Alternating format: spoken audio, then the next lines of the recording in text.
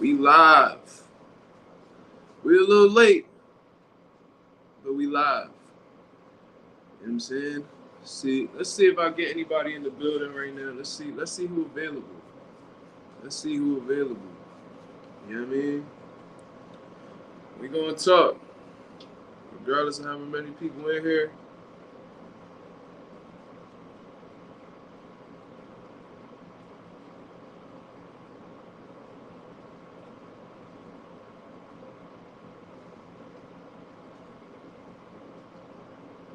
Notes, of course.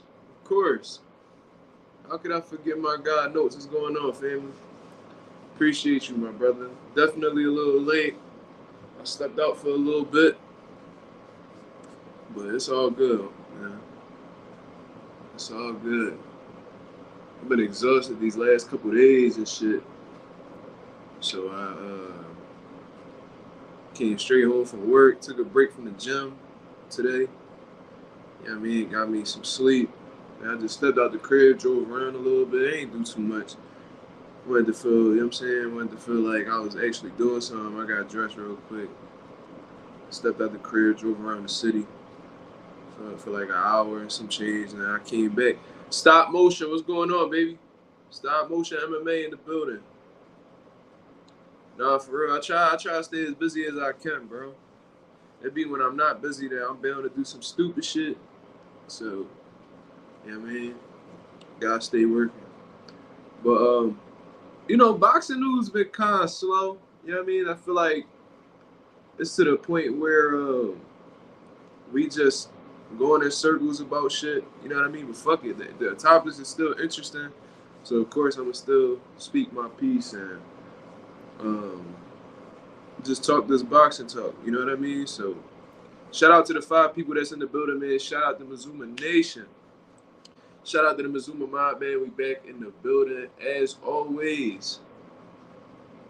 You know what I mean? Shout out to everybody, man. We on the road to 700 right now. Subscribe to the channel, man. If y'all new, subscribe to the channel. I'm going to be as consistent with these videos as I can. Like I said, the boxing world been a little bit slow.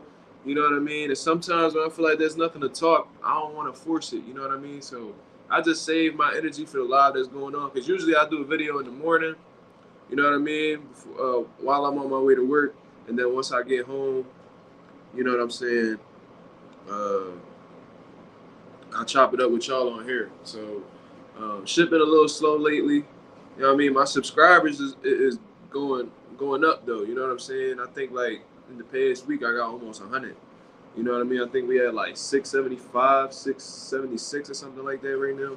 So we on our road to 700, man. The goal is to get to 1,000 by the end of this year. That's plenty of time. I think I can do it well before that.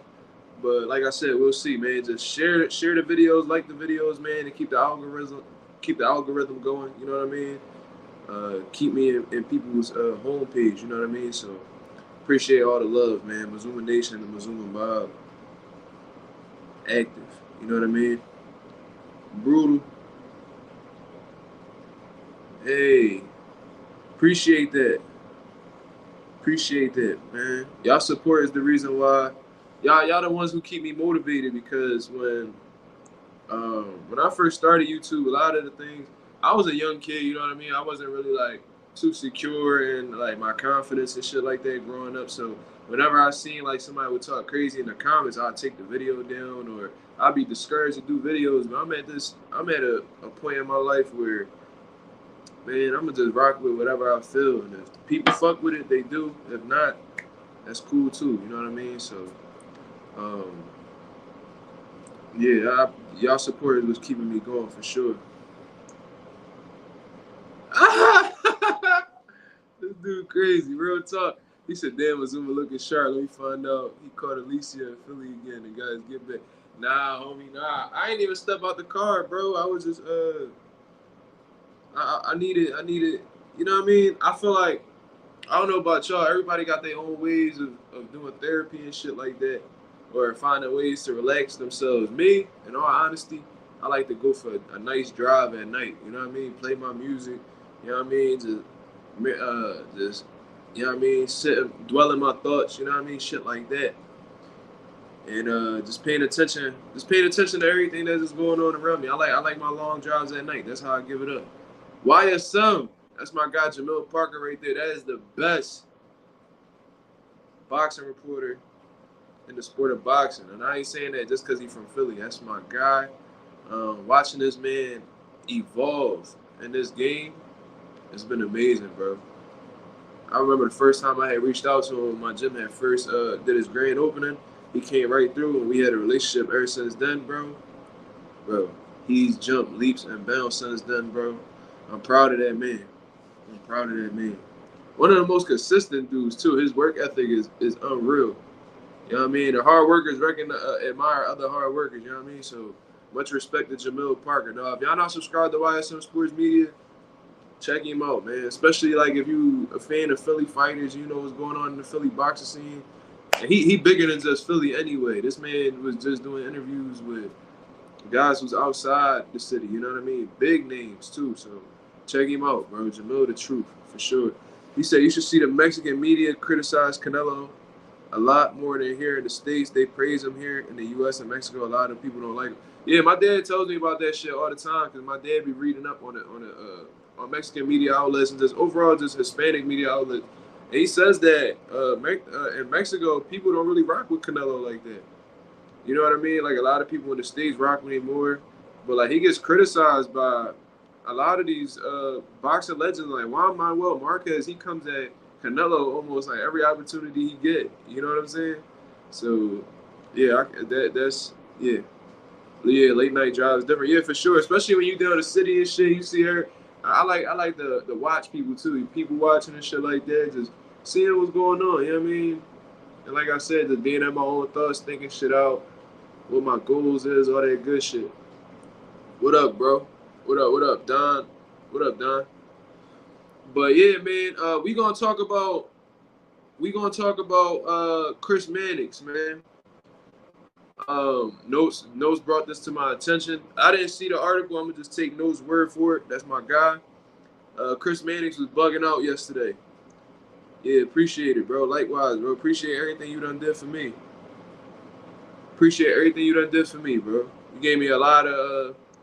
You put the spot. You took your spotlight and shined it upon me, bro. And I've gotten a lot of attention since then. Shit, I be even having people recognize me at fights and shit like that. So it's dope, bro. We definitely gotta catch up sometime soon and catch up on some boxing talk for sure. Eric Morales, yeah, he's another one. Yep, he don't like Canelo either, for sure. You the future of boxing training. I appreciate that, bro. Thank you, man. I work my ass off, bro. I work my ass off. My stable is getting crazier and crazier. It's been an amazing experience. It's been a hell of a ride. But yeah, let's talk about Chris Mannix. He says that Jermell Charlo has no chance. Appreciate that, Don. Thank you. Good luck on your future and your channel, bro. 100. Appreciate that, homie. Chris Mannix says that Jermell Charlo has no chance against Canelo Alvarez coming, I believe it's September 30th, the end of September. So we probably got like a good 5 weeks till then, maybe more. Probably a little bit more than that. But regardless, the fight's coming up soon. This is the next big fight in boxing. Jermell Charlo is moving up 2 weight classes to take on this challenge and dare to be great, as they say. You know what I'm saying? And a lot of people been pretty much downplaying the whole idea of him moving up 2 weight classes because I feel like the consensus is right now that Canelo is not a big dude. You know what I'm saying? Canelo is not a big dude, and Jermell is actually bigger, you know what I'm saying, than Canelo. So a lot of people are just completely ruling that out for some reason. You know what I mean? And I find that interesting. You know what I mean? I definitely find that interesting because, I mean, Jermell is the taller dude. You know what I mean? But one thing that we can't disregard is the fact that I remember Danny Garcia said the same thing. He liked to go around the city in the block. Yeah, bro, it's therapeutic, man. It's therapeutic for sure. Didn't believe Charlo had a good chance until I saw him at the press conference. Charlo can win this fight. I've been saying that, bro. I think it's a real winnable fight. There's a lot of things that need to be taken into consideration. You know what I'm saying? Like we gotta remember, man. And Canelo said that he know the reasons why, because they had asked him about his last two performances. And he said, yeah, they wasn't that good. He admitted it. He said, yeah, my performances wasn't that good, but I know the reason why.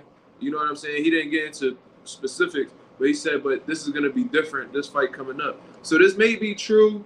This may be not true. You know what I mean? This probably just him trying to promote the fight. But in all honesty, looking at his fights against John Ryder, looking at his fight, that third fight with Triple G, it really wasn't impressive, man. It just seemed like Canelo lacked like that hunger. You know what I'm saying? And it's kind of understandable in a way because considering everything Canelo has accomplished and what he's done, but he just seemed like, from a mental standpoint, he really didn't want to be there.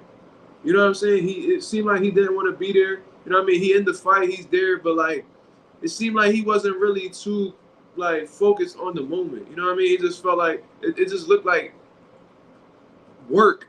You know what I'm saying? And I feel like that's exactly where Canelo's at his career. I don't think he has that same hunger that he used to. He says he loves the sport of boxing. I'm sure he does have a love for it, but is he in love with it? Because you could love something, but are you in love with it? That's two totally different things. You know what I'm saying? He may love the sport and everything that is done for him, but is he in love with it where he feels like he has something to prove, that he still wants to be the best, that feeling to want to prove everything wrong, just overall just having motivation? Because in all honesty, it seems like he found that spark in another sport, which is golf. You know what I mean? Like he constantly talks about it.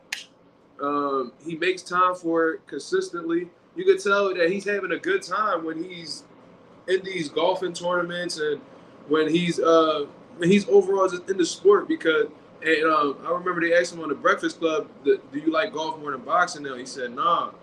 But you know what I mean? Just based off of what I'm seeing and how the way he's been acting, I'm not saying that he dreads training at the gym, but it's just like he doesn't seem all the way there mentally. You know what I'm saying? That's just what I noticed. And I've been saying consistently on my channel that Canelo is clearly on the decline now. When people think that I'm saying that he's on the decline, then I'm saying he's washed. That's not the case at all. I'm not saying Canelo's washed at all. He's just, his performances are slowly but surely getting less and less impressive. That's what I mean by the decline. You know what I mean? That his hand speed is not what it used to be. His killer instinct doesn't really look like it's there how it used to be. You can tell that he's just burnt out, man. I think that there's a lot of wear and tear on his body, like Floyd Mayweather just said on that Fight Hype interview.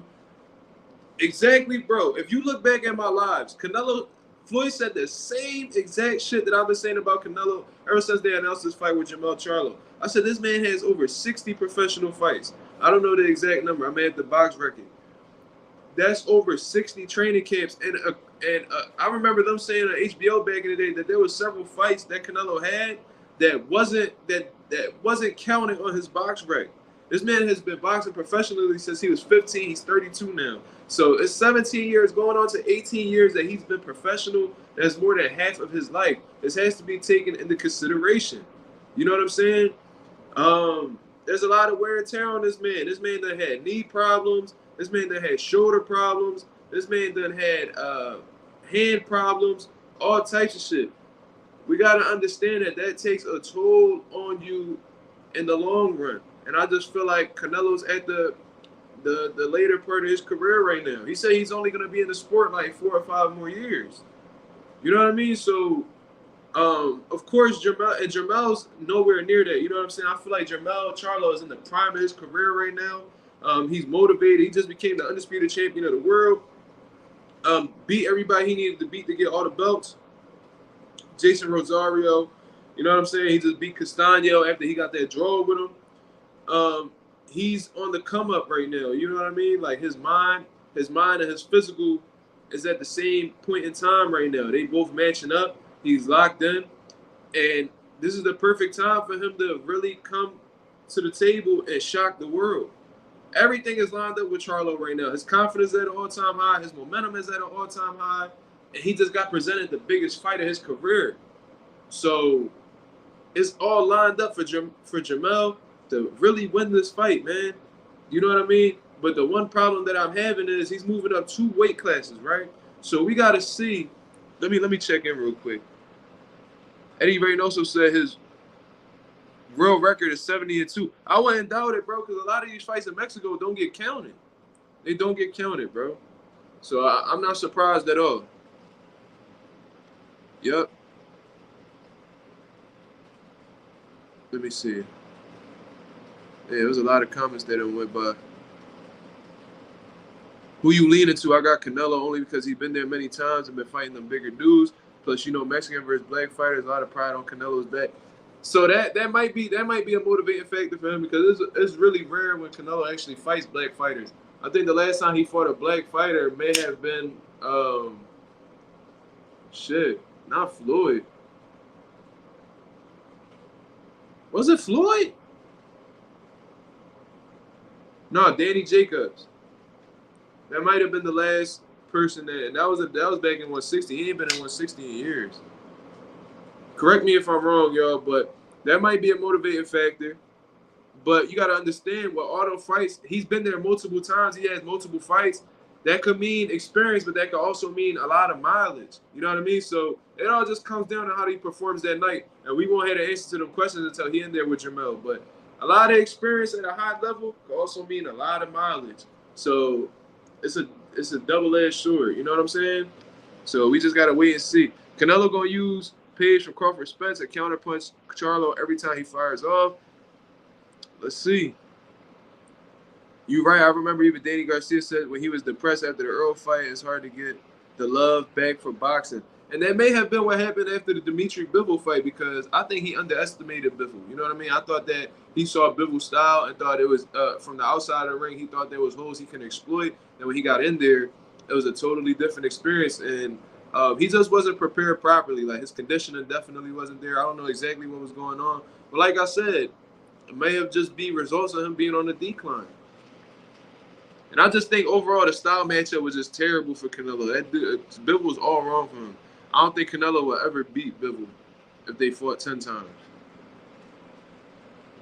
Charlo wins if he outboxes Canelo and stays on oust. I don't know what that means. You probably meant to write something else. But like I said, I was saying if Jermell goes back to the Charlo that was with Ronnie Shields when he showcased the movement, when he was setting traps. You know what I'm saying? When he got with Derrick James, he became a lot more flat-footed and being more aggressive, come forward.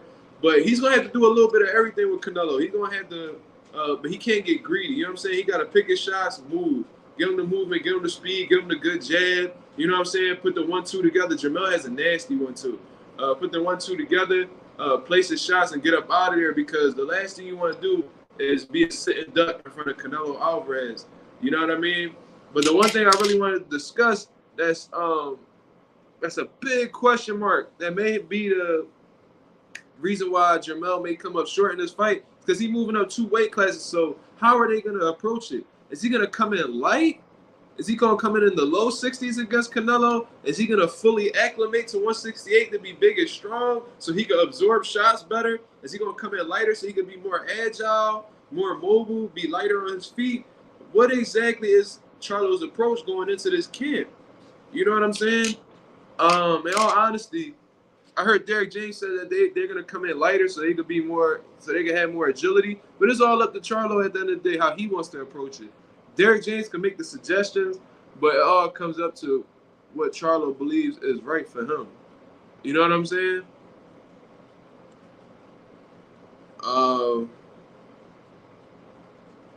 Because Danny Garcia said after the loss to Earl, he was sad to get the motivation back from the sport because of the money he made. Yeah, that's also a thing. When you making a lot of money, man, and you got enough money to the point where you bought everything you needed to buy, or you just feel like, because when you impoverished, man, when you come from the gutter, it's a different type of motivation.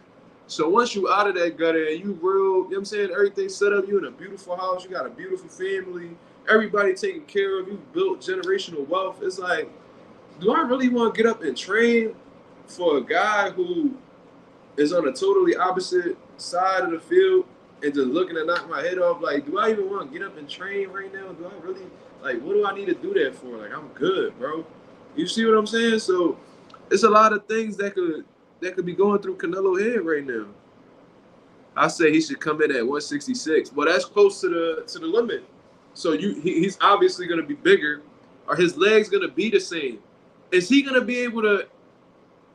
Is he going to have his legs conditioned to move for 12 rounds while simultaneously moving up 12 pounds in weight? Is his legs still going to be the same at 54 as they're going to be at 168? Because he's definitely going to need them. And if he feels Jermell been at 154 so long that if he jumps 2 weight classes and fights there, he might feel a huge difference in how the way he feels. You know what I mean? His legs might be stuck in the mud. He might feel real sluggish, heavy. We don't know. Like I said, Jermell is a big dude, but he was always the smaller brother out of the Charlos. You know what I mean? He always seemed like he didn't blow up too much. If I had to guess, Charlo is probably he probably walks around like 178, 175, which isn't that much of a cut from 168. So he's gonna have no problem making the weight. There's no doubt about that. But you can see, like, even when he makes 154, he still look like he has water in his system. It's not a hard weight for him to cut to. You know what I'm saying? So that's the main problem. It's like Canelo been at 168 for years now. He's accustomed to the weight. He's used to it. This man that took shots up there, he absorbs. He's learned how to absorb shots at that weight class. This is another thing that Jermell has to worry about. Does he have the punch resistance to deal with 168-pound power? We don't know, bro. This shit is all important. You know what I mean? Like, picking Jermell Charlo is really just like you guessing. You don't really know, but it's pretty much you predicting Jermell to win is pretty much what you want to happen. That's what you want to happen, but do you have a good it's all really speculation. That's really what all predictions are, but your prediction is a lot more solid if you've seen somebody do something before. You know what I mean? Like, if you've seen it done, I've seen Charlo do this at 168. No, you can't say that. You know what I'm saying? But we see Canelo at 68 and what he's done at 168. He became undisputed at 168. You know what I'm saying? It's a completely different setting. These are bigger guys. Canelo is a strong dude. Although Canelo is smaller, that dude don't have much fat on him at 168. So he carries that weight real well. Real dense dude with a whole lot of power. Is he going to be able to take power from the 168-pound weight limit? You know what I mean? Canelo's one of the biggest punchers at 168, in all honesty. So how is Jermell going to be able to absorb that shot? Because he's going to get hit. You know what I'm saying? Like, he's been hit by Brian Castano. He's been hit by Tony Harrison. And I believe, in all honesty, Canelo is a better fighter than both of them dudes and is a lot more intelligent. So he's going to find a way to hit Charlo. How is Charlo going to be able to take that is what we all want to know. You know what I'm saying? Mazuma, do you mess with Danny Garcia? I feel like he don't show back to the city of Philly. Bro, Danny be on his own time, bro. We grew up, we both from North, but from what I understand, I believe Danny, I don't know exactly where Danny from. I think he was either from the Juniata section of Philly or he from down like Tioga. I'm not sure exactly where he's from. I'm from the Fairhill section, the Badlands section of Philadelphia. Never really seen Danny too much. You know what I mean? He was never like in the streets or anything like that.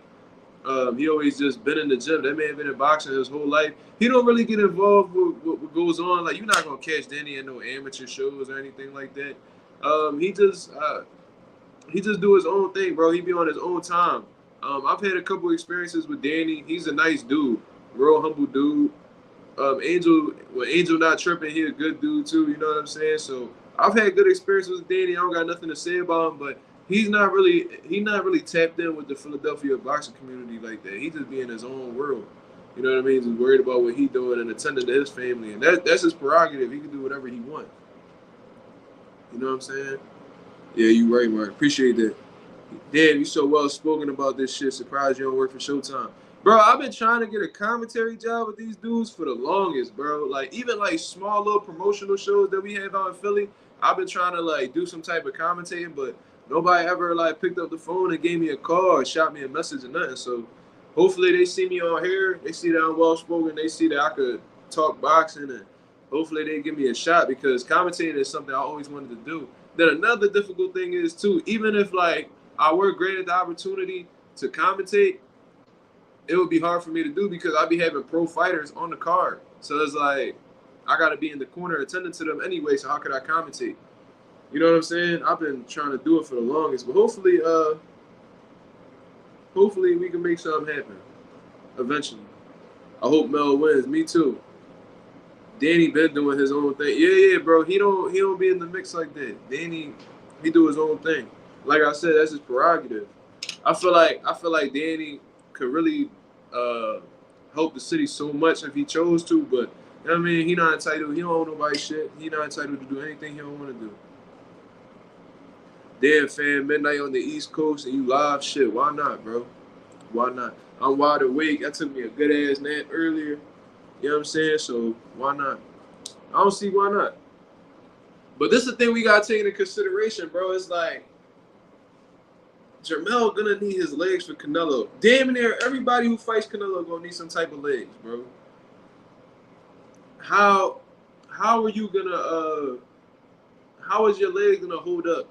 And even if your legs are strong, are you gonna be able to use them for 12 straight rounds? Because the moment that you become a sitting duck in front of Canelo, that's when you're playing into his favor, and that's when you could get clipped. You know what I'm saying? You could really get clipped.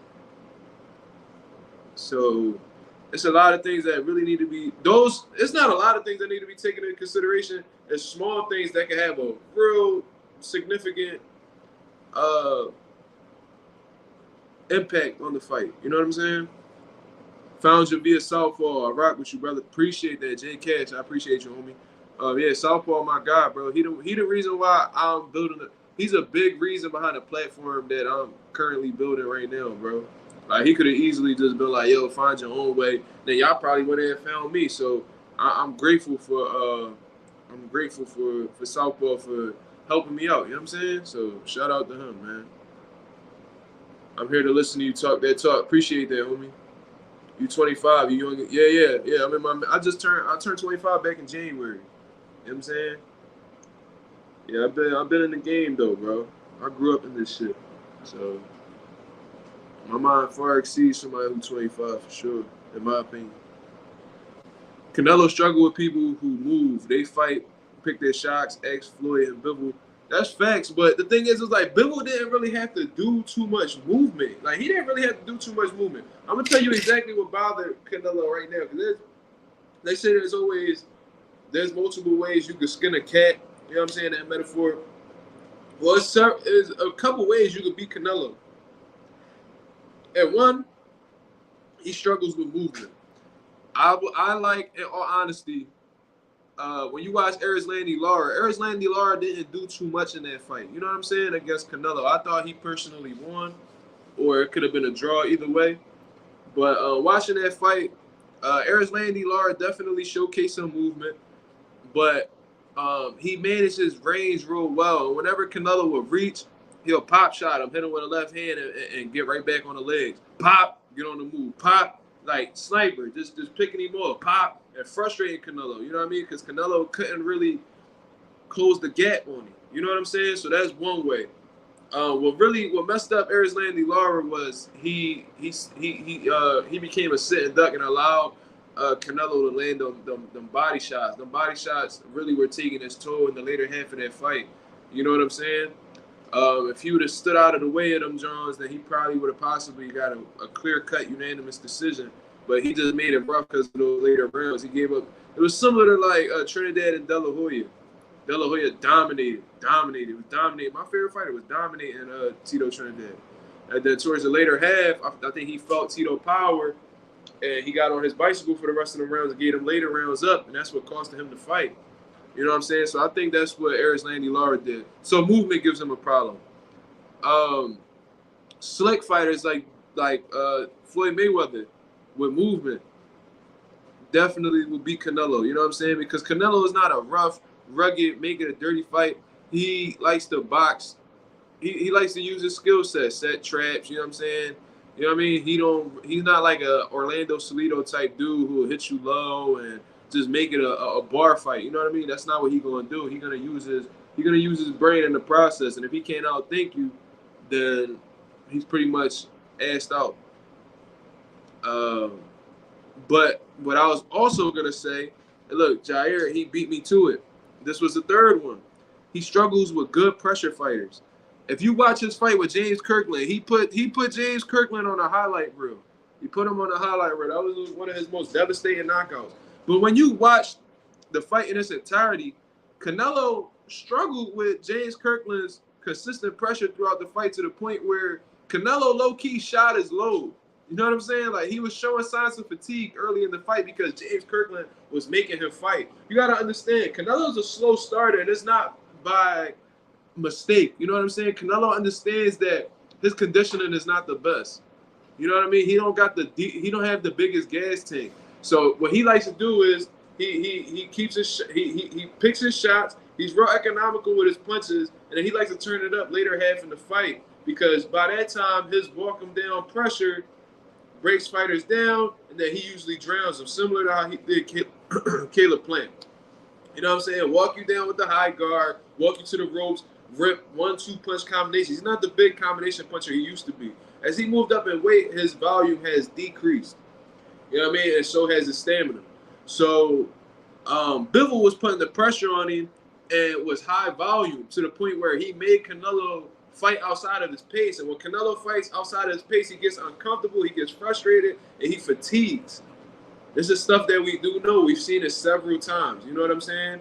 And I think that's why he will struggle with guys that are like David Benavidez, because David Benavidez forces you to fight. He's not going to take you for a walk. He's not going to make you look for him. He's going to be directly in front of you, giving you that fast, strong jab. Once he gets you to the ropes, he's going to rip combinations, and he's not going to ease up, and he gets stronger as the rounds go on. You know what I'm saying? So if he pushes Canelo in them early rounds, by the mid to late rounds, Canelo is going to show signs of fatigue, and that shit's not going to be good on his end because David Benavidez is still going to have a full clip. You see what I'm saying? So I see why.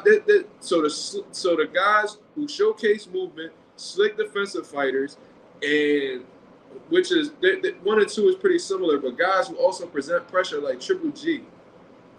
He struggled with Triple G every time. Even in the third fight, even though Triple G is older on the decline, Triple G still has some movements there. Not as much as 1 and 2, of course, but just from a stylistic standpoint, and he struggles with somebody who has a good jab. He had trouble timing Floyd's jab. He had trouble finding timing Erislandy Lara's jab. He had trouble timing what's his name? Triple G. Shit, I just said his name. He struggled with Triple G's jab consistently throughout the first 2 fights. So that's what we do know about Canelo. Yeah, Bivol wasn't moving much. He was just dodging everything Canelo was throwing and applying the pressure. Yeah, and he was the bigger man, and he absorbed Canelo's shots really well. And I think that kind of like threw Canelo off in a way because he was like, damn, I'm really loading up on these shots, and he just absorbing them with no problem. He wasn't getting hit clean, you know what I'm saying? But like the shots that he was taking on the arms, it didn't seem like it affected him in any way. And that's when I think size really played his part, you know what I'm saying? Where this cat fucking wild. I don't know what's going on with this cat. He be spazzing out at night. But yeah. Amir Khan did show some good movement in boxing, fast hands, etc. But Canelo showed if you get careless for 2 seconds, you're gonna pay the consequence. Amir Khan's problem has always been that he loses focus, bro. Like he'll come out sharp, he'll come out sharp, fast, combination punching. You know what I mean? His defense was never the best. His offense was his defense, in all honesty. But it's like he will lose sight of the game plan and just become a sit and duck. And like I said, anybody who becomes a sit and duck against Canelo Alvarez is going to end up paying the price at some time. You know what I'm saying? Not saying you might get knocked out, but you're going to definitely get hit with some shit. And in all honesty, I thought what led up to Amir Khan becoming a sit and duck was the body shots that Canelo was placing because he understood he wasn't as fast as Amir Khan. So what he did was he punched with Amir Khan. And Amir Khan is predictable with his offense. He throws straight shots. He comes in, ba ba ba ba, ba ba ba ba, then reset, ba ba ba ba. And I think Canelo started to pick up on that with his experience and shit like that. And he started placing them body shots real well. And I think that took the legs from Amir Khan. His legs got stuck in the mud, trying to sit there in front of Canelo, and his lights went out. You know what I'm saying? Thoughts on Andy Cruz? He's a phenomenal fighter, man. His first fight, he showcased a lot of. He had great boxing. His speed, his hand speed, his overall just boxing ability, man. He's a gifted fighter. He just needs to, in all honesty, and he trains in Philly. He trains with Bozy Ennis out here in Philly. I haven't had the chance to meet him yet, unfortunately, but I'm gonna definitely pop up at the gym, man. Bozy's a good friend of mine. I love to go see what they pick his brain and talk to him. But I haven't had the chance to check him out because I've been so busy at my gym. But Andy Cruz pro debut was impressive. He was in there against like I think a former world title challenger. You know what I'm saying? With a lot of fights. And Andy Cruz had a lot of fights in the amateurs, but we all know the pros is different. So I think he just needs to get more settled into his professional style, sitting down on his punches more, just slowing his brain down, just realizing that shit not really like. You know what I mean, he got more time on his hands, he got more rounds to set up his overall game plan, and once he starts becoming a developed professional fighter, once he starts to become more seasoned as a pro, I think he's going to be a problem for anybody at 135. I don't think anybody will have an easy time with Andy Cruz. So he definitely got my stamp of approval. I think anybody with good strength, all right footwork, and could take a punch and not afraid to apply pressure and be on the front foot every now and then, definitely the recipe to beat him. Especially if you're the bigger or stronger guy. Hey, man, for sure. You know what I mean? But I'm not trying to discredit Canelo any type of way. I mean, he is a cheater. You know what I'm saying? He did test positive for PEDs at the end of the day. But, you know, he's talented. You know what I mean? Like, PEDs can't make you a skilled fighter. It can enhance your abilities, but it can't make you a skilled fighter. And Canelo's definitely skilled. He got a pretty solid resume, man. I can't take that away from him. You know what I mean? So, but I'm not gonna act like he God. How everybody be looking up to Canelo, bro? They like praise this man. You know what I mean? They praise this man, and I'm like, yo, he's extremely beatable. And a lot of the guys that praise him are the guys who actually have the ability to beat him, like the Charlos. Jermell is extremely respectful of Canelo. In all honesty, it seems as if he's like starstruck or some shit. And that like baffles me because it's like, bro, he's the op, bro. You know what I'm saying? And I've seen Jermell treat other fighters that, man, give him no type of trash talk or nothing, like shit. He's like, oh, I'm gonna knock him the fuck out, blah blah blah. He'll talk greasy to all these other guys, and now that Canelo's in front of him, it's like a real humble approach, and it's like, bro, I don't understand that, bro. I feel like you should maintain that energy with everybody who's your opposition. That's just what I personally think, but whatever, man. Danny was also pressured. Canelo, well, if he won 2 more rounds, he would have won. You talking about Danny Jacobs? Yeah, I always thought, I never really was too big on Danny Jacobs. We smoking Canelo on Mazuma TV. That's hilarious. You know what I mean? Yeah, bro. Canelo always had problems with a good jab. You know what I mean? We'll see if it's true that he lost a step against Charlo. In all honesty, he showed it, bro. He's been showing it in his previous fights. You look at him against John Ryder, I think 3 years prior to that, he would have stopped John Ryder. That's what I think. I think he would have stopped John Ryder 3 years prior to that. John Ryder would have survived with Canelo a few years back. You know what I'm saying? I think it's clear he's on the decline, man. And Canelo's aware of it, so now he's trying to come into this fight proving that he's not on the decline. But your body not going to front for you, bro. Even if your mind mentally in it, if your body not cooperating, you done. And I'm not saying he's done. He's just not who he was in the past. That's okay. You know what I'm saying? Like I said, he's been a professional a long time. His body's a lot older than the average 32-year-old as a professional athlete. And these things happen, bro. Father Time is undefeated. Canelo overestimated his power. It didn't transfer to light heavy against Bivol, so it wasn't much he could do. That's a solid point. You know what I mean? Canelo definitely does bank on his power a lot, especially since he was beating up on bigger guys and shit like that. So he probably thought Bivol was no different. That he knocked out Sergey Kovalev at 175, knocked him out cold. So he probably was like, yeah, man, like this shit real up here. My power translates up here too. And I just think that Bivol's defense with his high guard was real good too. You know what I'm saying? He and it didn't. He caught the shots real well. He was turning with the shots, so he avoided a lot of the power that was on Canelo's shots anyway. So um, that's a big reason too. I don't think that Bivol was getting hit flush on the chin. You know what I mean? He rarely got hit at all, in all honesty. Jab sets up everything. Facts. That's the most important punch in boxing. Amir Khan or Kirkland, who had more embarrassing highlight reel KO?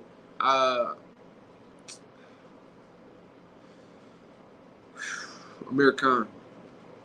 That Danny Garcia knockout was crazy. Prescott did him dirty.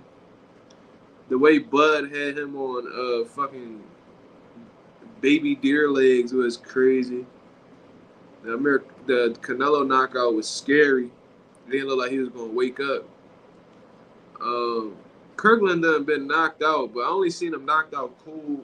No, he definitely got knocked out though. Kirkland definitely been on the receiving end of some bad knockouts.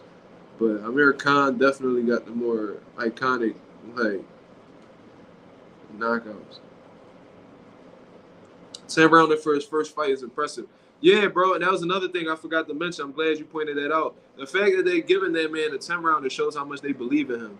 You know what I'm saying? Like he definitely is highly rated by the people around him. They believe in him.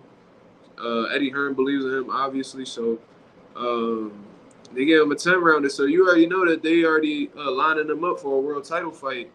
Probably get a world title shot before 10 fights. You know what I'm saying? Especially once them belts become vacant. Once Devin Haney relinquishes those belts and them belts go scattering around everywhere, they're going to find a way to get Andy Cruz a belt. For sure. Or put him in line to fight for one. Mazuma Conor Ben wants to fight Kell Brook. Are you interested in that fight? Why the fuck would I be interested in that fight? Real talk. Come on, man. You know damn well that fight ain't interesting. Kell Brook over here snorting coke. Did y'all forget that this man hit this long ass line the other day and then he apologized and then people just forgot about it? Kell Brook is not worried about boxing right now, bro. Conor Ben is a cheater. Kell Brook is a cokehead. Who the fuck want to see that fight, bro? If Conor Ben not coming to the States and rolling a random blood in your intestine and not fighting a top welterweight, bro, I could care less about what he do in the UK, bro. I don't give a fuck if they cleared him. I don't give a fuck what the situation is. If he not fighting a Jerron Ennis, if he not fighting a Keith Thurman, if he not fighting a fucking Stanley Onis, if he not fighting one of these top welterweights in boxing right now, I could care less about what he do. At all. Fuck Conor Ben. Send that shit over to him too. It was a taco stand. Yeah, bro, you about one of the most famous motherfuckers in Mexico. You just at a random, you just in the streets at a random taco stand. Man, get the fuck out of here. Jermell Charlo and Andre disrespect Canelo all the time. Bro, Andre was calling him a bitch. He was like, Canelo, you a bitch. You know what I'm saying? Had like famous interviews calling him all types of bitch. Jermell talking about, where you at, Cinnamon? Where you at, Cinnamon? Like mocking him and shit. Yeah, they definitely disrespect him. He get disrespected a lot. There's Landy Lara before the fight. He ran up on him at the press conference. He was like, yo, congrats on your win and all that. But like, what's up with me and you? Like, when we rumbling? And Canelo felt some type of way, and that's what made the fight happen. Canelo the type dude, you gotta touch his pride, dog. You know what I'm saying? And being that, if I'm David Benavidez, bro, and this man is fighting under my stable, as soon as this fight over, I'm going into the ring to try to start some shit. Bro, I really want this fight, bro. I'm at the press conference talking shit. Like, I'm doing all of that, bro. You gotta touch Canelo's pride for him to really want to fight you. I just got to my desk at work. I have been listening. I agree. Shout out to Upstate New York NY Comics, though. I have been listening. I agree. Khan throws the same three-punch combo. That's why Danny knocked him out, too. The mistake he did with Danny was he was staying there too long. And Danny's a great counterpuncher, so Danny was getting busted up early. You know what I'm saying? So what he did was he found the opening. He found the opening while Amir Khan was stepping in. His chin was in the air, and his right hand was not coming back. So all Danny was doing was just throwing the hook over. He would punch with him and throw the hook with him. They were talking about a no-look left hook, but they said it was a lucky punch. But he landed that shot several times before he hit him on the button. Go watch that fight. He landed that. He landed that left hook several times. It just didn't hit him flush. Then he just finally ran into it, hit him behind the ear, and he lost all his equilibrium. And that was the beginning of the end. You know what I'm saying? That's the mistake he made with Danny. Boxing press conferences should be like UFC press conferences. Charlo was acting like a good little girl. Yeah, bro. That's what I think, man. You got all this energy. You talk all this shit to all these other fighters. Why not treat Canelo like that? You could have easily took that same approach. It's already signed, sealed, delivered. If he pull out, then that'll just make him look bad. You know what I'm saying? But maybe Jermell just in the moment, he's starstruck right now, and he just realizes it's a big opportunity, so he's just staying locked in and just keeping shit to himself. I don't know. But I heard him talk shit about Canelo in the past, though. I just find it funny that now that Canelo in front of him, he's not saying shit. So that's just what it is. Salute Mazuma. Shout out Big Cup of Joe. Appreciate that. I agree, it's not the same Canelo. That bank account looking too good. Yeah, bro, like Canelo got his own gas stations out in Mexico and shit, like Canelo Energy. This man got all this shit going on, bro. He even like promoting some guys, and man, Canelo got a shit ton of money, man. He definitely not the motivated dude he used to be. Kovalev was bullying Canelo before that knockout. Yeah, he was having an easy time just outboxing him. You know what I'm saying? And he just got hit clean. He got hit around the Kovalev shit was right here. He came around the guard. He didn't see it, so that shit just rocked him. Boom, that flashed him. And then Canelo just instinctively just threw that right hand and just finished the job. And that right hand finished Kovalev because he didn't know where he was at. Like, he was right here. He didn't see the hook come around the guard. Hit him right on the ear. He completely lost sense of where he was at, and that right hand just cleaned him up. You know what I'm saying? But prior to that, Kovalev was definitely winning the fight. Bivol used the 1-2 then as the fight went on, threw hooks in there. Yeah. Bivol's, he doesn't have like the most creative combination punching neither, but it works. You know what I'm saying? And he's strong, for sure. The way he was walking Canelo down, low-key bullying him, he definitely strong. To walk down Canelo, you got to have some type of strength to you. Because there ain't nobody just walking Canelo down. That's another thing. Is Charlo's power, because we know he can punch at 154. He knocking shit out. Is his power going to translate to 168? And with Canelo having one of the best chins in boxing, is Jermell going to have the type of punching power that Canelo's going to respect? That's interesting, you know what I'm saying? Because Triple G was one of the biggest punchers in the sport, and he couldn't even, his power didn't even seem to phase Canelo at any particular time. So it's going to be interesting. Maybe Jermell's speed, his hand speed could probably hurt Canelo, because speed kills. You don't gotta have the hardest pop, but if you hit a motherfucker with a shot they don't see and you fast with your punches, you may be able to do something. But that's another question I have. It's hard to get that same hunger when you started boxing, when you're making the money he's seeing. Yeah, for sure. I'm not shitting on him for not having that same hunger. I understand it. You know what I'm saying? So, thoughts on Zab Judah? Zab Judah, I definitely felt like he could have. I think that he made a lot of mistakes in his career. I feel like he probably cut a lot of corners. I don't know exactly what happened with Zab Judah, but he was like a great 4-round fighter, bro, and then he would just fall apart towards the end. I don't know if that's chalked up to his him not being focused or whatever, but Zab Judah, he was a good fighter. You know what I'm saying? He had a strong left hand, a great uppercut as well. I love seeing his fights against Miguel Cotto. I love the fight with Floyd, obviously. He beat Lucas Matisse. He was an undisputed champion, so he definitely was accomplished. He had great accolades.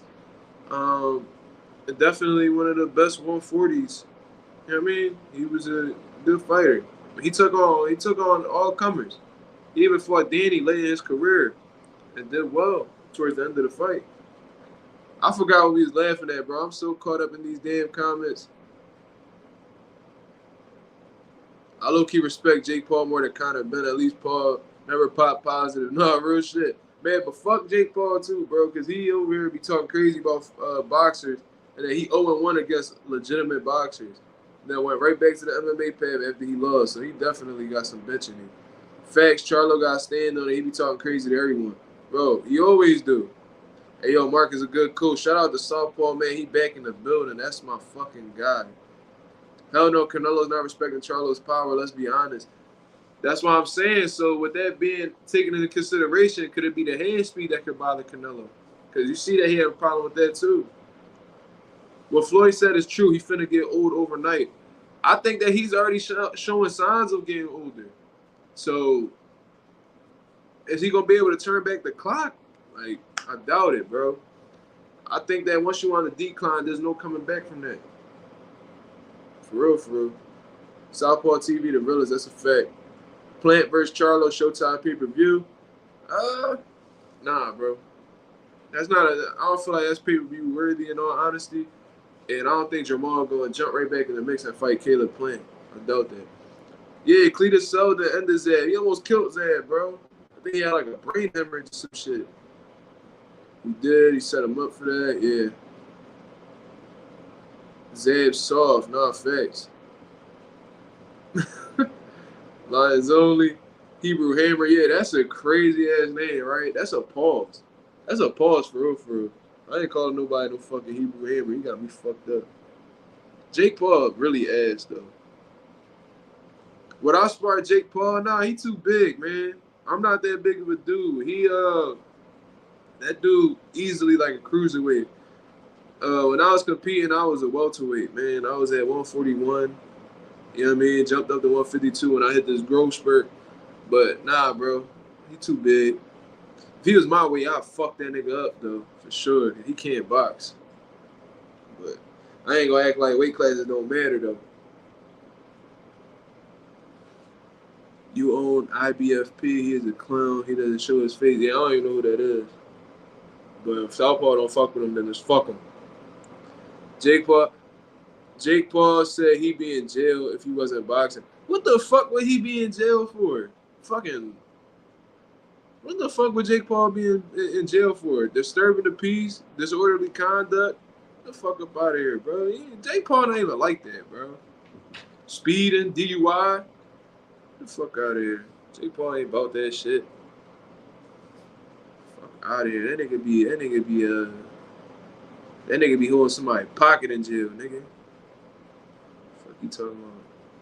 Jake Paul a pussy for real. When Floyd ran down on him, that nigga was running and all. Niggas be forgetting about that. I'm tripping. Jake Paul not like that, bro. Jake Paul not like that at all. Niggas, fuck. I would actually pay for Plant versus Charlo. Regarding what just happened, shit, that definitely would be a good build-up. And Jermell be mad as fuck going into that fight. Jake Paul was born rich. I wouldn't be surprised. Jake Paul would be a telemarketer if he wasn't boxing. Nah, that nigga was on Disney Channel and all. He was already a millionaire before he came into boxing.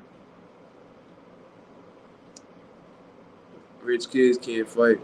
You could teach somebody how to fight, but it's like, do you really got that dog in you? Like, when shit get rough, you really gonna bite down and get shit, get to work? I don't know, man. I don't trust rich kids' mental, for sure. One thing I'll say about Jake Paul, he's a good heel. Yeah, he definitely get on people's nerves and shit, but man, he know who and who not to do that shit to. He wasn't talking that crazy to Nate. You know what I mean? He ain't talk that shit to Anderson Silva or none of that. So Jake Paul trash, he's terrible. He only boxed NBA players in UFC fight. Yeah, bro, I can't believe they let that Nate Robinson shit go. Like, that's fucking crazy, bro. You knocked out an NBA player, bro. TikTokers, NBA players, fucking UFC dudes who not even strikers. Like, it's crazy. Got people mad when he out. Yeah. I ain't gonna lie, that nigga be getting me pissed off too. I be wanting to open hand G. I see niggas saying he would either be dead or in jail. Like nigga was rich before boxing. Yeah, facts. Fuck he talking about? Fuck nigga. Fuck you would have been in jail for? Fuck him. Jake Paul look like he be in jail for like buying a prostitute or some shit. Fuck out of here. Mozuma versus Jake Paul. Yeah, you crazy as hell. I'll fight that motherfucker at the bag right though. Shit. I'll get DQ. I toss that motherfucker out the ring on some Royal Rumble shit. What you think about Boots versus Thurman? I just think right now Thurman a mercenary, man. Like Tim Bradley said, Keith Thurman a mercenary. He only in it for the bread. That's his only motivation. So I don't even think he gonna even want to look in Boots' direction because he understands that it's highly likely he'll catch a fucking L, and then his pay going to be even lower than what it is right now. You know what I'm saying? He beat Mario Barrios, and all of a sudden he think he worthy of a title shot. So Keith Thurman a cornball, bro. Stylistically, I just think Boots too fast, too explosive, and too accurate. You know what I'm saying? When you place a good body shot on Thurman, he be ready to shit himself and run out the ring. So I think Boots will have, stylistically, I think that's in Boots' favor, and I think he'll end up stopping Thurman. You know what I mean? So that's what I think. I think Keith Thurman a turkey. I want to spar Jake Paul. Shit. If I was his size, I'll fuck him up, bro. For sure. I'll beat Jake Paul ass. Ain't no doubt. But like I said, I ain't about to act like fucking weight classes don't matter. That nigga be cut up at like 190. If I be 190, nigga, I'll be built like motherfucking Terrio or Andy Ruiz or some shit. You think Ryan Garcia should go down the TikTok YouTuber route? Nah, bro. Not at all. Ryan Garcia really come from boxing, bro. Like he was a decorated amateur. Like he really came up in boxing. You know what I'm saying? I just think that he just found a way to use social media, the social media outlet, to his advantage. So like he rock with the TikTok niggas, but he not one of them. You know what I'm saying? Like he just in tune. He's in tune with that side, but he really comes from a boxing background. In all honesty, ain't none of them TikTok or YouTube boxers gonna beat Ryan Garcia anyway. Ryan Garcia, he's not the most skilled dude, but he will wash somebody who really don't come from boxing. Like, I don't think he'll beat a Devin Haney. Obviously, couldn't beat a Tank or anything like that, or Shakur. But, like, Ryan is a legitimate boxer, bro. Like, he come from this. He's not just a regular YouTuber, TikToker. Keith a clown, bro. He waiting for Bud to vacate to try to... Yeah, I'm sure he is. You know what I'm saying? Keith Thurman it's crazy because Keith Thurman, I actually like Keith Thurman when he was on the come up. He was like, "Don't duck me, son. You better not duck me, son." When he was chasing Paulie Malignaggi all around, had Paulie little corny ass scared to fight. You know what I'm saying? He was like, "Don't you duck me, son." You know what I'm saying? He was talking all that shit. If you could beat me, beat me. If you could beat me, beat me. He had that little skimpy ass ponytail with that big ass forehead. Yeah, bro. Keith is out here wilding, but I don't know, man. It's like those injuries definitely held him back. And then, like, when Earl Spence got in the mix, that's when shit really started to change. Like, he went from calling everybody out to, you know what I'm saying, not really wanting to have smoke with Earl. He didn't want to smoke with Earl. And then, like, he couldn't get out of the way of them injuries. He got whiplash from car accidents. I think Danny broke his elbow from constant punches in the fight. It took him a long time to recover from the elbow surgery.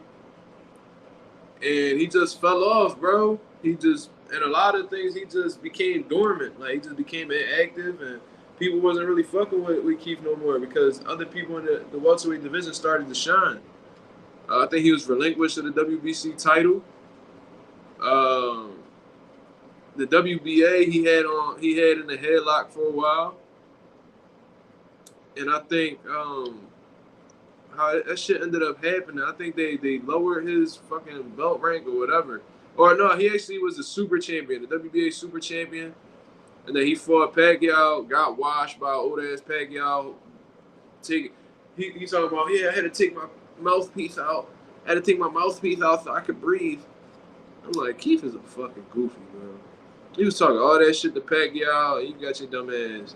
Had your head bouncing off the canvas and all. Keith a nut. with that old nigga hairline anyway. Fuck Keith.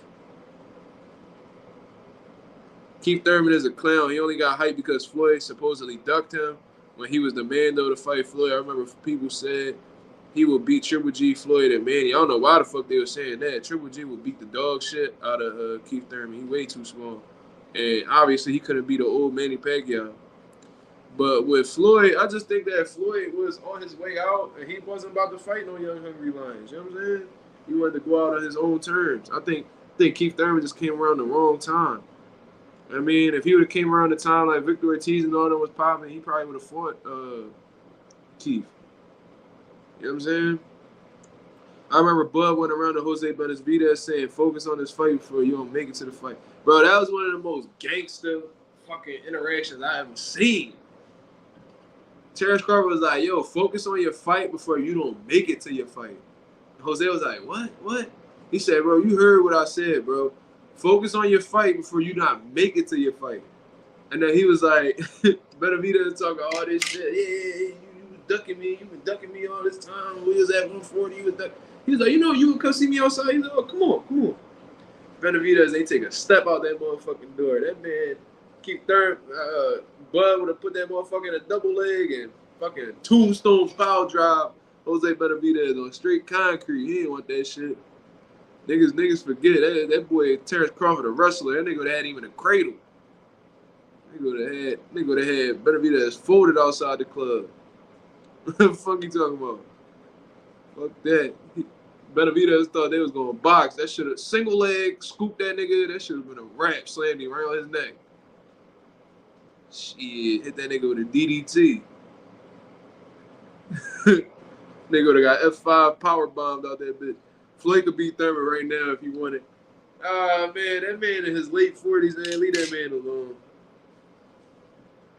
I don't even like talking about Floyd coming back. Keith proud he lost to a 40-year-old man. Yeah, he should be embarrassed. Especially with all that shit he was talking. Bro, look at that fight. How crazy. Look how crazy this dude was talking. Keith Thurman was talking some shit to Pacquiao. Pacquiao was just, Pacquiao, like, he low-key don't be understanding what the fuck niggas be saying. He don't really speak English all that well. So he just be, sometimes he don't want to do that trash talk, so he just be smiling, like, he just be laughing. He be like, but low-key in his head, he be like, bro, I'm about to beat the dog shit out you, but I'm going to just laugh and play it cool right now. You know what I'm saying? I think that should be a little bit of confusion and just him just trying to be humble. You know what I mean? Because he be smiling in your face and then he beat the dog shit out you. So you got to be careful with a motherfucker like Manny. You can't trust Manny Pacquiao. Shit. Keith Thurman was talking all that shit. And he thought Pacquiao was going for that. He wasn't going for none of that. He's like, nigga, I'm going to hit you right upside your fucking head. Take this left hand, nigga. Nigga stabbed him to the body. Keith Thurman said, ugh. And then he just hit him up top. Bang! This nigga head just, that shit said, bang! I was like, oh, man. I'm surprised Keith got the fuck up. The way his head hit that canvas, boy. That shit was different. Bud showed the street side of him. Boxers usually don't want to show that hood side, but Bud brought it out. And another thing is a lot of them boxers not really like that, bro. This, from my experience, a lot of these dudes only tough inside the ring. You know what I mean? Like, we seen it, like, despite what Jermell Charlo got going on, drunk or not, whatever the fuck you're going through, any nigga who slapped me, bro, you just gonna have, you going, we getting into it. And I don't give a fuck who you are. I don't give a fuck what's going on. Bro, you gonna have to show me that you really like that after that. You know what I'm saying? I ain't about to be no Chris Rock where niggas is backhand me. I'm just like, oh, wow. Like, yo, I just got slapped by Caleb Plant. No, I would have been right at Caleb Plant, and ain't one security guard gonna be able to hold me back. We'd have been in that bitch dogging that shit out. And if you whoop my ass, that's just what you gonna have to do. I don't know what's about to happen, but you about to get this work for sure. You know what I'm saying? I said all that to say that a lot of these boxers only want confrontation inside the ring. When it's outside the ring, that's outside their element, they get nervous and don't want no type of smoke, bro. I seen it all the time. You would think because these motherfuckers know how to throw their hands that they be wanting to throw it anywhere. Nah, bro. These niggas really be real life turkey. Real shit. Jake Paul will never beat a legit boxer. Boxing is a poor man's sport. That's a fact. Maybe if they give him like a journeyman that's on his way out, he probably beat him. You know what I'm saying? Or like a fucking corny ass champion. He's so set on being a champion by 2026 to keep saying that. Which he should probably have like around 14, 15 fights by then. How often he's fighting. First of all, what weight class you gonna be at? Cause you gonna be at cruiser? You gonna be at light heavy? Where you gonna be at? Because in all honesty, it might be easier for him to get a world title at cruiser, because there's really not much going on at the cruiserweight division. There's not really that much talent. I just know he went ahead and tried to do that shit if Usyk was still around there. You know what I mean? But that's probably his easiest shot to get in it, because he definitely not getting no fucking belt at 175. That's for fact. Probably get a fucking WBA regular title or some shit. I don't know. I wish Floyd would have fought Thurman instead of Berto.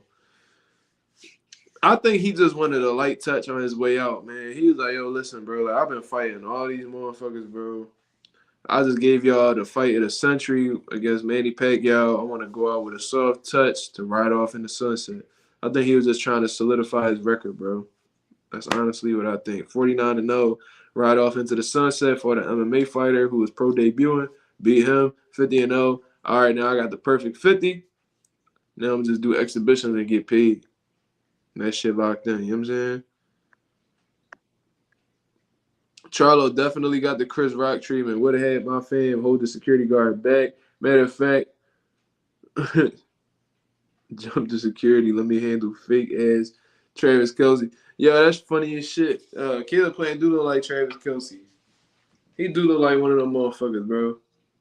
But yo, Caleb about that shit, bro. He not no little pussy ass white boy. You know what I'm saying?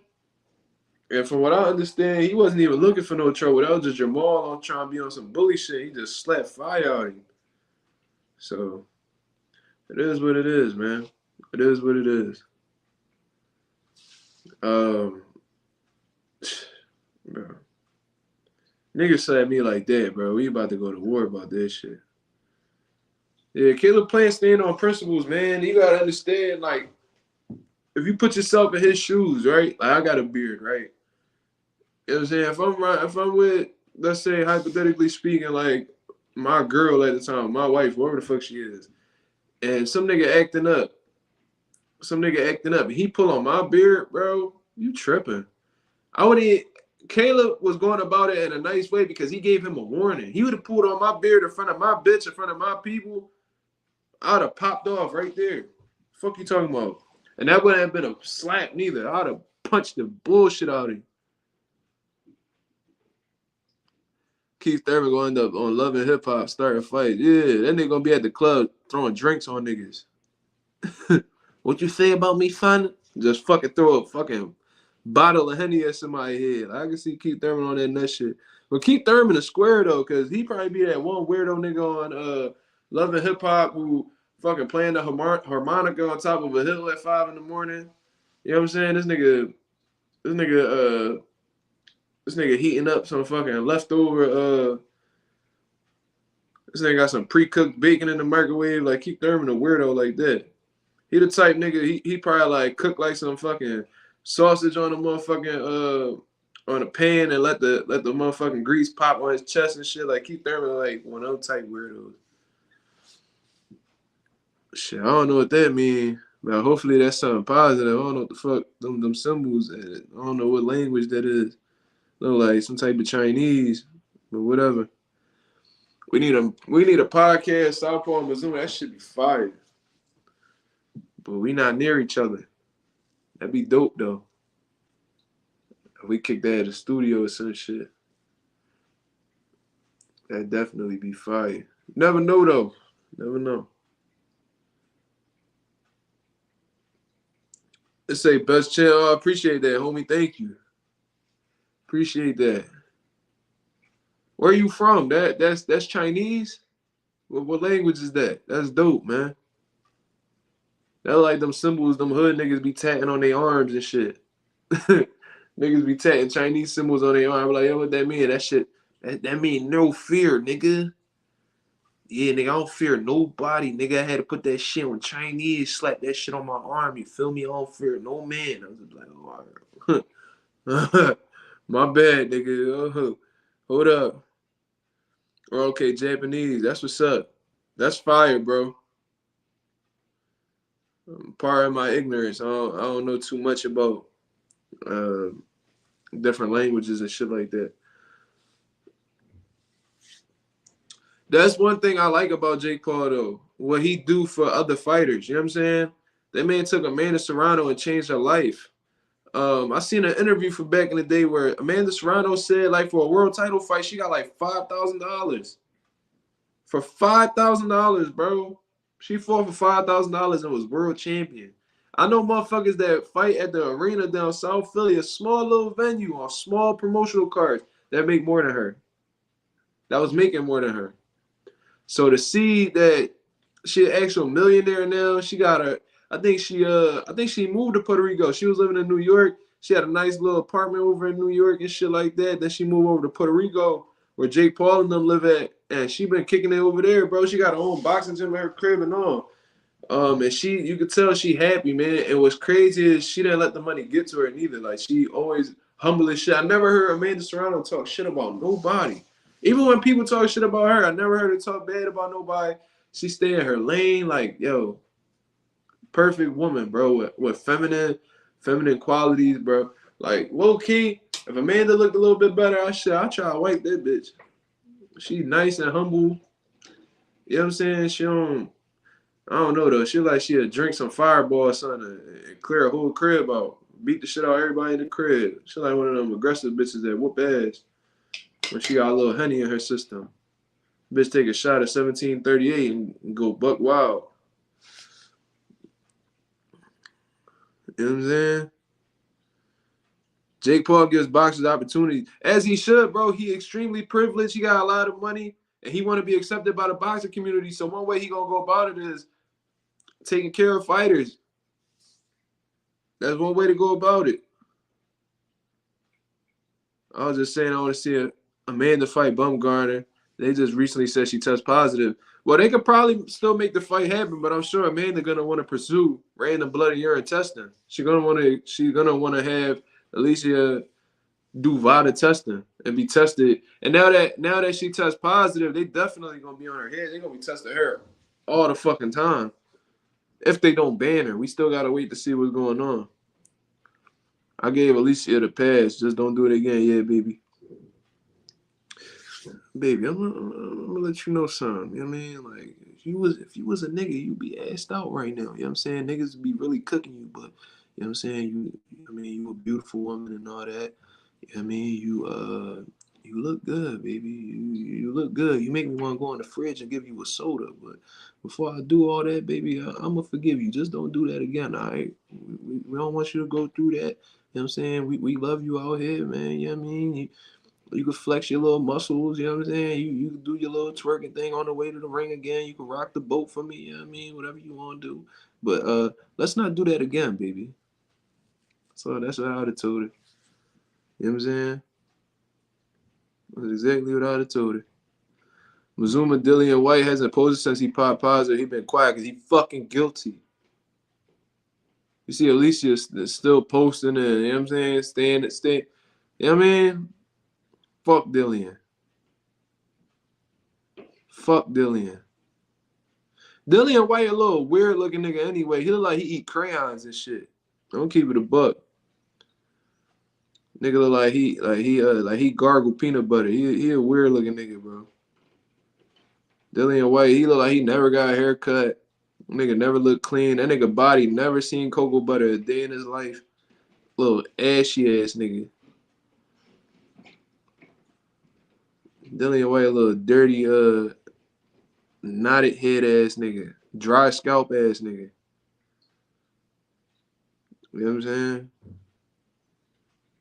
Nigga skin be dry as shit. That nigga elbows feel like sandpaper. Fuck Dillian White. I'll grind his little ugly weird ass up. Small ass head, big ass body. You don't ever see Dillian White, nigga big, that nigga torso all big as shit. Nigga got that little ass head. Nigga look like he like that little midget nigga off Howard Stern. Nigga look like Beetlejuice. Fucking cheating ass nigga. Fuck Dillian White. Real shit. Dillian White was talking about, I'm about to go from ashy to classy. The fuck out of here. Ugly ass. White is doo-doo. That's facts. Definitely can't defend the uppercut. For shit. That boy chin made a styrofoam. White should be banned from the sport permanently. Permanently. That nigga had a PED cocktail the first time he tested positive against who the fuck that it was some Hispanic dude, bro. I forgot his I always forget his name. Fuck, I forgot his name. But he tested positive against him. No, that was actually Jermell who tested positive from all them different substances. But Dillian White, you know what I'm saying? He tests positive, and then he tests positive again. Bro, he's a habitual cheater, bro. Get him the fuck out of boxing. And he always been a cheater anyway because when him and AJ fought in the amateurs, they banned him from the amateurs because he lied, saying that he didn't have no experience and he was a whole kickboxer, bro. Dillian White is a cheater, bro. He would do anything to have the upper hand on anybody, bro. That shit is in his blood. He a real insecure dude. And whatever he need to do to get some type of edge to make his mental feel better about something, he gonna do it, bro. He the nigga you can't trust. He the one that will run up in your crib and he see you getting money or something. He'll play it real cool with you, and you'll let him kick it at your crib, and he'll steal your money, bro. Try to fuck your bitch and all that. Like Dillian White, that type of nigga, he a different type of snake, bro. Real rap. PBC at Matchroom, 2 to 3 fighters testing positive this year. 2, 3. PBC at Matchroom, 2 and 3 on fighters testing positive this year. Who on PBC test positive? Let me know. Who on PBC test positive? Michelle Rivera? Shit, let me know. At least AJ never popped positive. I don't even mess with AJ. Well, that's true, but then I heard Gerald Miller was exposed to some shit about AJ that he was getting all types of exemptions for like testosterone levels and all types of shit. Bro, I can't trust them UK dudes, bro. Them UK dudes test positive left and right. And in all honesty, I think it's because like they're less strict with their blood, with their drug tests. They're a lot less strict. There's a lot less shit that they ban in comparison to US and Nevada. So that's why I think when they come over here, they test positive for shit because it may be legal over there, but it's illegal over here, and they just don't do their due diligence to find out. You know what I'm saying? But them UK dudes is real shaky with them drug tests, man. You go down the line, Conor Ben, Billy Joe, Tyson Fury, Dillian White now. That's 4. Fuck, who else? I'm sure I'm missing somebody. I think Huey Fury would test positive too. I could be wrong though.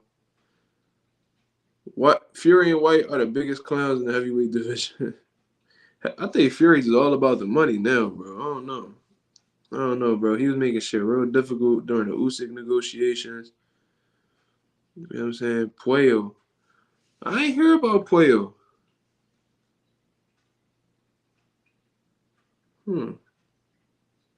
That's interesting. UK niggas be wilding over their air facts, bro. Them niggas be drawing. They definitely be testing positive in the UK though. Them niggas be popping left and right. Ain't then Savannah Marshall or somebody like that test positive? One of them female fighters out there? Amir Khan test positive? Tommy Fury, the dude who beat Jake Paul facing KSI. No, I said Huey Fury. beat Jake Paul. Bro, listen, man. If he beat KSI too, I might be a legitimate fan of Tommy Fury, bro. Just get all these YouTube motherfuckers out of boxing, bro. I think that, and I was saying this shit too, bro. If Tommy Fury's purpose is to beat and get rid of fucking YouTube boxers, bro, hey, man, do it, bro. You got my support, 1,000%. I'll treat, man, listen. Shit. I came to Japan to breathe the Japanese air, drink the Japanese water, eat the Japanese food. Great experience. I know homies that stationed out there in the military. They love it over there. Fury is a duck with a big mouth, and his best win is against an old Klitschko and lost to some short, fat heavyweight. I heard about that John McDermott fight. I didn't watch it though, but I heard about that fight a couple times. Now regarding him, big win at old Klitschko. It was an old Klitschko, but that was still Klitschko when he was doing his thing. Anthony Joshua fought Klitschko off of a loss and a year plus layoff. Do you mess with KSI, man? Fuck KSI, bro. He need to stay his dumb ass on them streams. You know what I'm saying? Fuck out of here. KSI look like he stink coming out the shower. Yeah, Tommy Fury, that's his purpose, bro. That motherfucker saving the boxing world from these YouTubers, bro. One fight at a time. Tommy Fury caught lightning in the bottle, getting all these paydays fighting YouTubers. Facts, but I ain't complaining. Do what you gotta do, bro. Tommy Fury, he got a lot more shit going on than boxing anyway. This dude be on reality shows. I heard he was like on some shit called Love Island.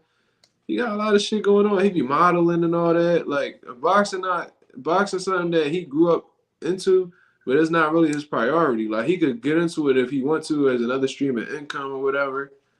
But you could tell that that's not like his end all be all. That's not really like his bread and butter.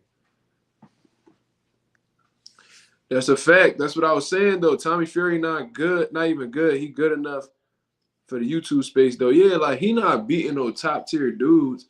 He not even beating no real contenders for real. No solid contenders, but shit, he good enough to give Jake Paul and KSI some motherfucking work. Shit. Tommy looked like he was adopted. I think he had a different mom, bro.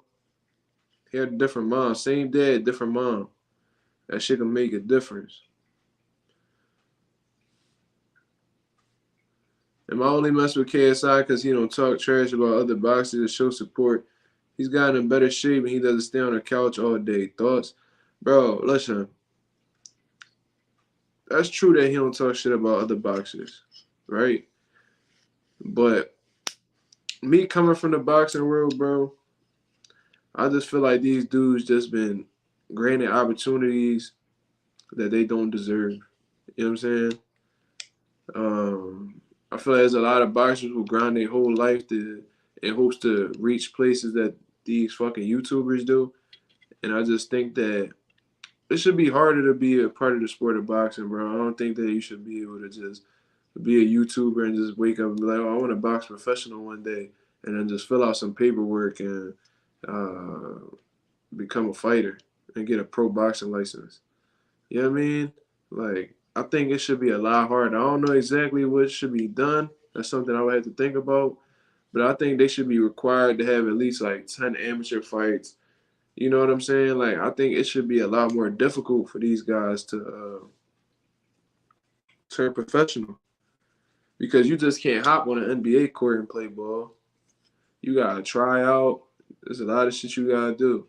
You just can't walk on an NFL field. But for some reason, you just sign up for boxing and you could be fighting for millions of dollars if you're the right person. And I just feel like they in the way. They taking away a lot of recognition from actual fighters who've been putting the time in for years, their whole life.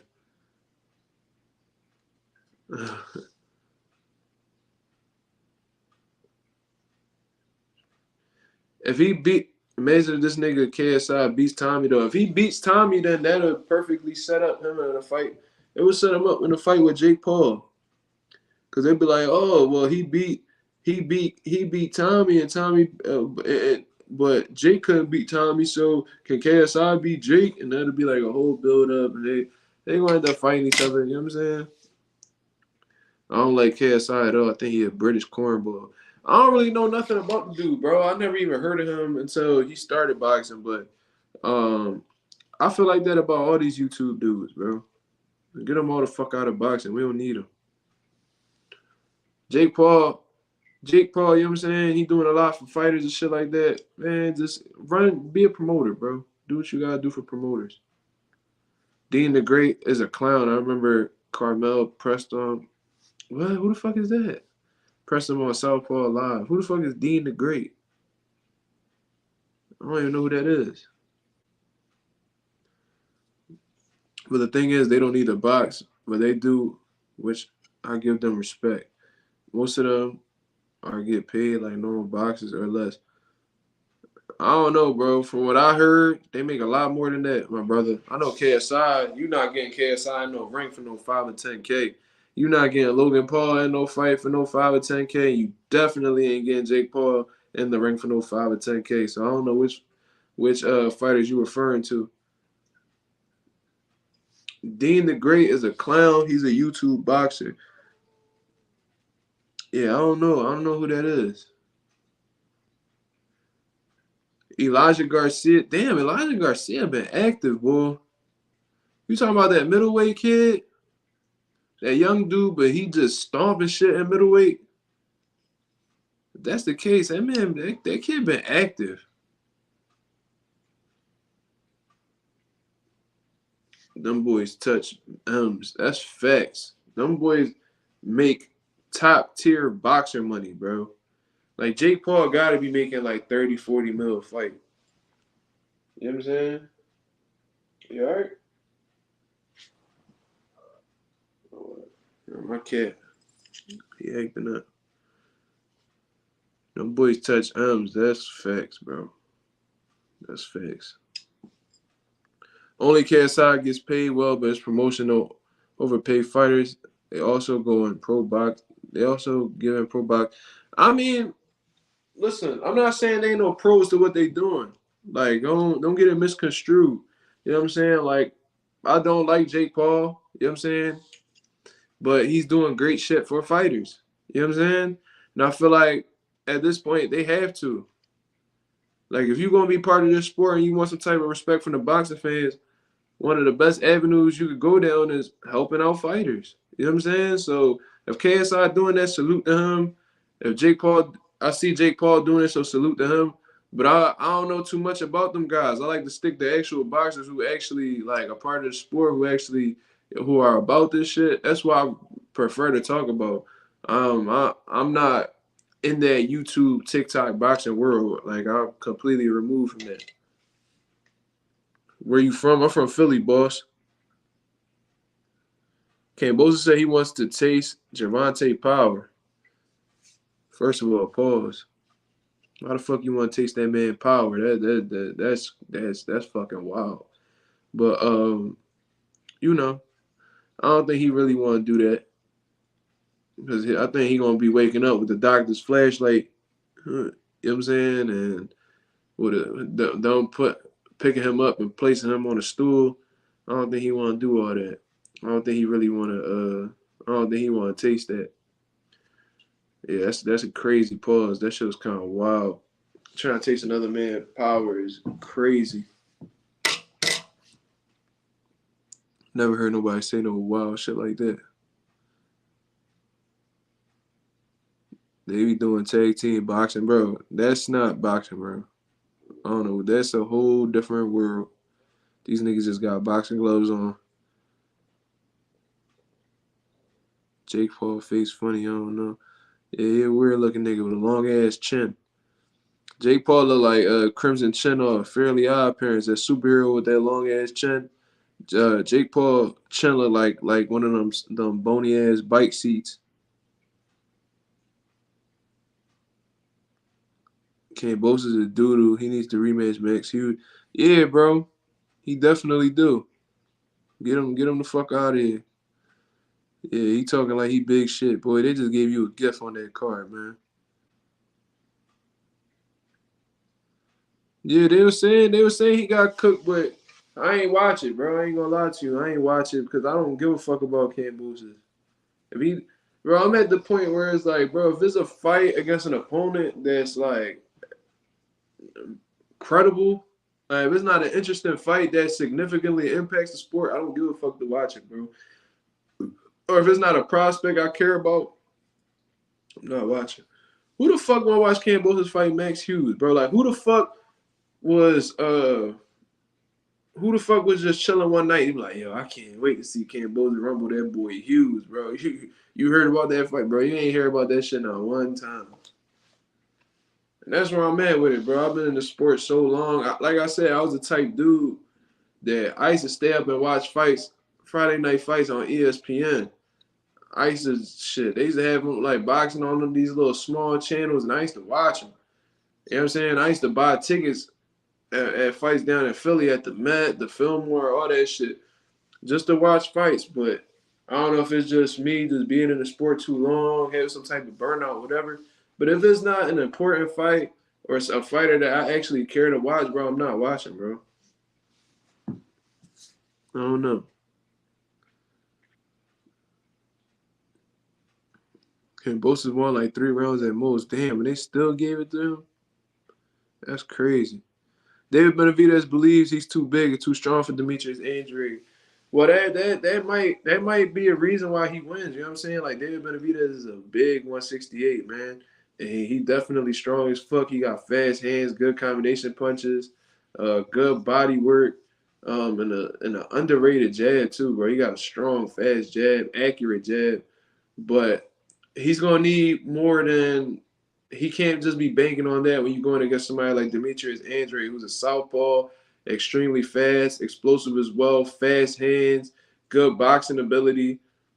He can't be just banking on his strength and his size. He's gonna have to be real locked in on this fight. He's gonna have to be extremely aggressive, uh, keep his defense tight, because Demetrius Andrade has that type of speed where he can hit him with a shot he don't see, and he could possibly be looking up from the canvas. You know what I'm saying?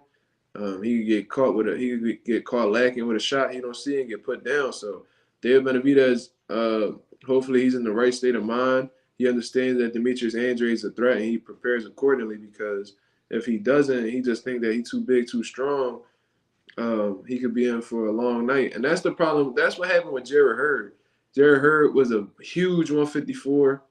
He looked like he was the same size as like super middleweights and light heavies and shit like that. And I think he just fell in love with his size and his strength. You know what I mean? He was able to get that off against Austin Trout, Erislandy Lara, what have you. But once he got in there with a guy who didn't give a fuck about any of that, J Rock, even when they weighed in, like he was going like this over J Rock head, and J Rock was like, "What the fuck do that mean? Like, are you taller than me, bro? This ain't height class though. This weight class." And he got to understand that real early in that fight that shit wasn't gonna help him that night. Yeah, I don't waste time watching fighters. I'm like, yeah, no, I'm grown now, bro. I got a lot of shit I got to attend to. I got a son. You know what I'm saying? I got a job. I got multiple jobs that I'm working. You know what I'm saying? So it just got to make sense for me to watch. For me to spend my time actually watch something, it got to, you know what I'm saying? It got to make sense. My brother Fred stopped his 5th cab driver doing real well, starting from the bottom. That's all part of the process, bro. When you a professional fighter, you got to start with building up your record. So, you know what I'm saying? You got to stay active and you got to stay fighting. But then eventually you got to fight guys that you actually can learn from. You know what I'm saying? I think what a lot of matchmakers do wrong with their fighters, what a lot of promoters do wrong with their fighters, is that they don't put them in there with guys that will help their fighter develop properly in a positive way as a seasoned pro. So they end up being all these turkeys. They go up to like 20-0 and have no resistance in them 20 fights, and then throw them in there against somebody who is really about their life, and they either struggle, lose, or both. You know what I'm saying?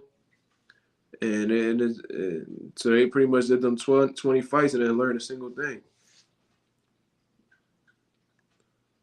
You remind me of my cousin from Philly. Yeah, it's probably how the way I talk and shit like that, for sure. Andrade is gonna show why Canelo ducked at 2 weight classes. Ooh, Who's on your Mount Rushmore? Muhammad Ali, Sugar Ray Robinson,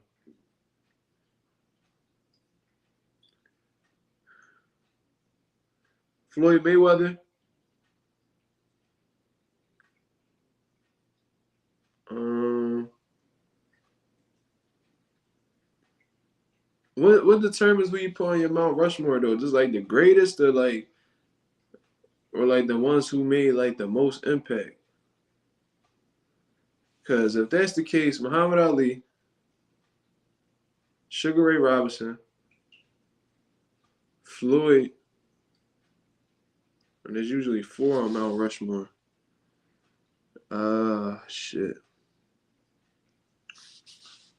Shit. I was gonna say Jack Johnson, but I don't know. Jack, nah,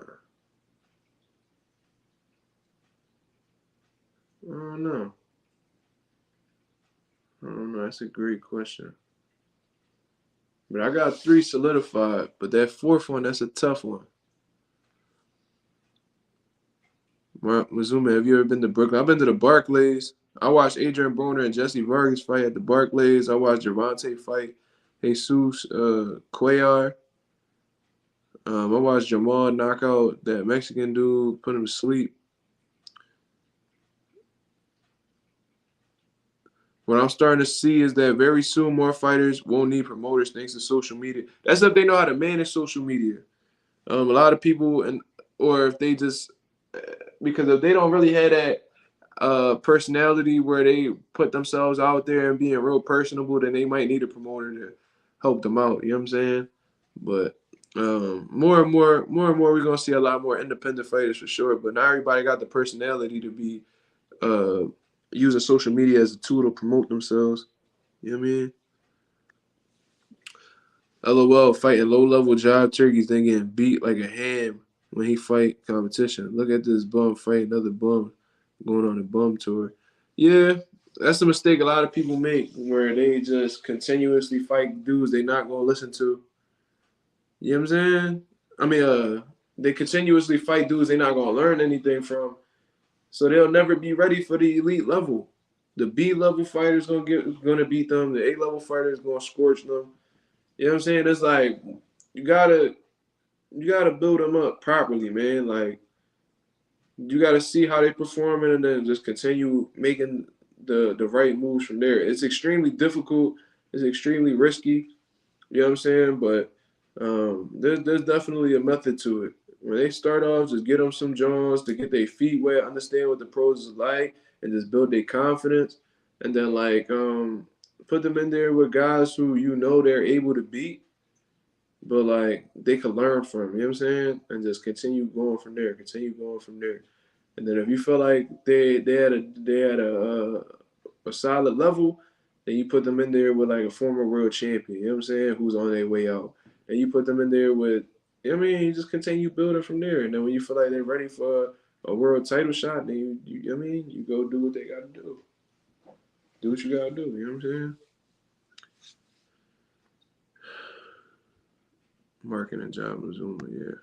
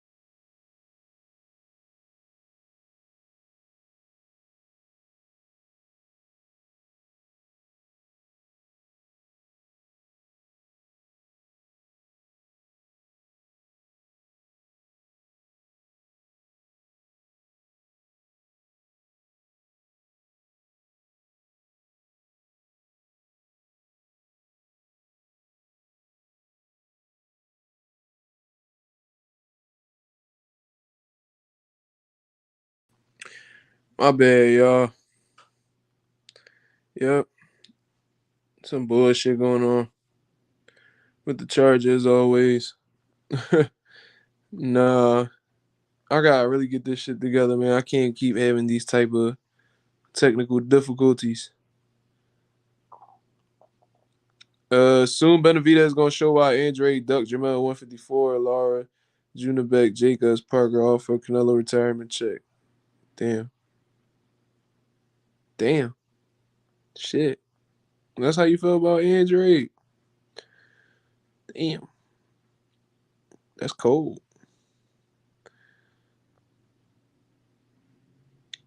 Yeah, man. Definitely gonna hit 2 hours, but I ain't gonna make it to that time, man. It's 1:20 in the morning. I gotta get up at 6:30 to get ready for work. So, as a matter of fact, I'm gonna end this joint right now. Um, I appreciate you guys tuning in, man. This was definitely my longest live to date. You know what I'm saying? I'm gonna answer this one right here. Who really fighting next? He a cornball, but I like watching get his get his knocked in the dirt. Well, he been real focused on that Ryan Garcia fight, and Ryan Garcia has been looking at that fight as well. You know what I'm saying? They both seem to be interested in it. And then Rolly's already showing signs of like that Keith Thurman syndrome of just being mercenaries, only wanting to they don't want to fight no top competition. They don't want to fight no hard fights, but they just want to fight guys who they believe could make them a pay-per-view star or generate a lot of money. You know what I'm saying? So most likely Rolly probably gonna defend he gonna end up fighting O'Hara Davies as is mandatory. And then if he comes a big if he comes out successful against O'Hara, then he's definitely uh Ryan Garcia fight because it's a big money fight and it'll generate some numbers. You know what I'm saying? But Andre never ducked Mel. He pulled out due to promotional problem. Yeah, they said something about somebody from Rock Nation messed up the deal or something like that, and it got all ruined.